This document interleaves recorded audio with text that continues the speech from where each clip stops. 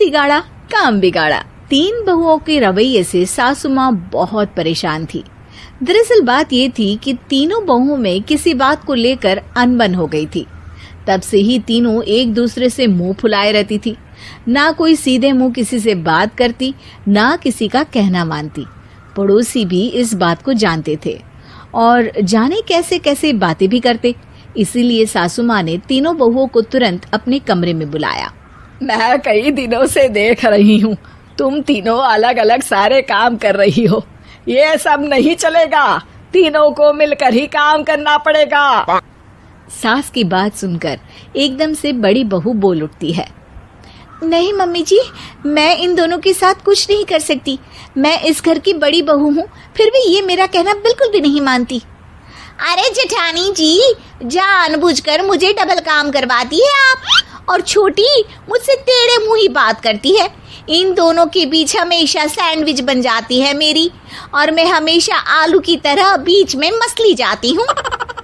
Mummy जी, इन दोनों को लगता है कि मैं छोटी हूँ तो इनके पैरों तले दब जाऊंगी, लेकिन नहीं, मेरा भी उतना ही अधिकार है जितना इन दोनों का है।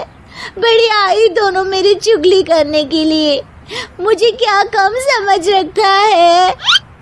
तीनों बहू एक दूसरे से बहस करने लगती है और सास दोबारा ये देखकर टेंशन में आ जाती है और सबसे कहती है, चुप हो जाओ, अब से तुम तीनों सारे काम एक साथ करोगी, आंख बंद करके एक दूसरे की बात सुनोगी।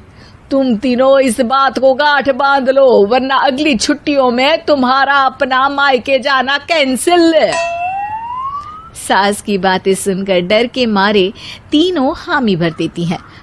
जी मम्मी जी, मैं समझ गई। हाँ मम्मी जी, जैसा आप कहें, आप जो कहेंगी मैं वही करूंगी। तीनों बहू सास की बात को गांठ बांध लेती है और वादा करती है कि अब से सारे काम वो तीनों एक साथ मिलकर ही करेंगी। ये सब देखकर सास खुश हो जाती है और वहां से चली जाती है। नीचे जाकर वो देखती है कि घर में शर्मा जी आए हुए होते हैं। सास जोर से आवाज लगाकर कहती है, अरे बहू, जरा चाय बनाकर तो लाना, शर्मा जी आए हैं। सास की बात सुनकर तीनों बहू तुरंत किचन की ओर भागती है और चाय बनाना शुरू कर देती है। मुझे तो एकदम मसाले वाली कड़क चाय पसंद है, तो हम शर्मा जी के लिए मसाले वाली चाय ही बनाएंगे। अरे नहीं दीदी, गर्मी के मौसम में मसाला चाय कौन पीता है? मैं तो शर्मा जी के लिए इलायची वाली चाय ही बनाऊंगी। ये कैसी बात कर रही हैं आप दोनों? मेरी मम्मी ने सिखाया है कि मेहमान को ज्यादा दूध और शक्कर वाली चाय देनी चाहिए, वरना वो घर वालों को कंजूस समझते हैं। तो मैं तो शर्मा जी को ऐसी ही चाय दूंगी। तीनों बहुएं अपने अपने तरीके से चाय में शक्कर, मसाला, पत्ती सब डाल देती है। उबलने के बाद तीनों मिलकर चाय बाहर लेकर जाती है और शर्मा जी और सासू माँ को देती हैं। चाय पीने के बाद शर्मा जी सासू माँ को देखकर शर्मा जाते हैं और शर्मिंदा महसूस करते हैं कि आखिर उन्होंने चाय पीने के लिए हामी क्यों भरी। सासू माँ भी चाय पीना शुरू करती है और कहती हैं, अरे बहू, ये कैसी चाय बनाई है?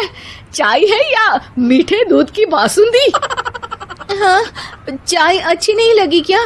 कोई बात नहीं, हम पराठा बनाकर लाते हैं। चलो चलो अंदर। हाँ हाँ चलो, हाँ आती हूँ मैं भी। नहीं नहीं, मेरा पेट चाय ने ही चौपट कर दिया, वही काफी है। पराठे से पोपट नहीं करवाना, मैं तो चलता हूँ। शर्मा जी चुपचाप पतली गली से निकल जाते हैं। अगले दिन सास बहुओं से कहती है, अरे बहू, जाओ जाके ऊपर के गेस्ट हाउस की सफाई कर दो। कल हमारे यहाँ मेरे दूर के रिश्तेदार आने वाले हैं, तो पूरे कमरे को चमका देना, समझी? तीनों बहू सास की बात को मानकर ऊपर सफाई करने चली जाती हैं और तीनों कमरे की सफाई चालू कर देती है।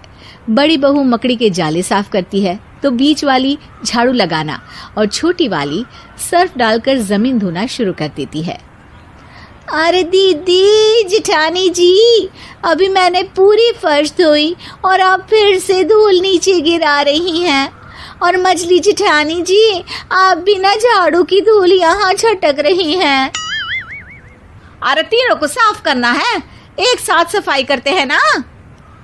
अरे वही तो, हम साथ साथ हैं, घर साफ साफ है।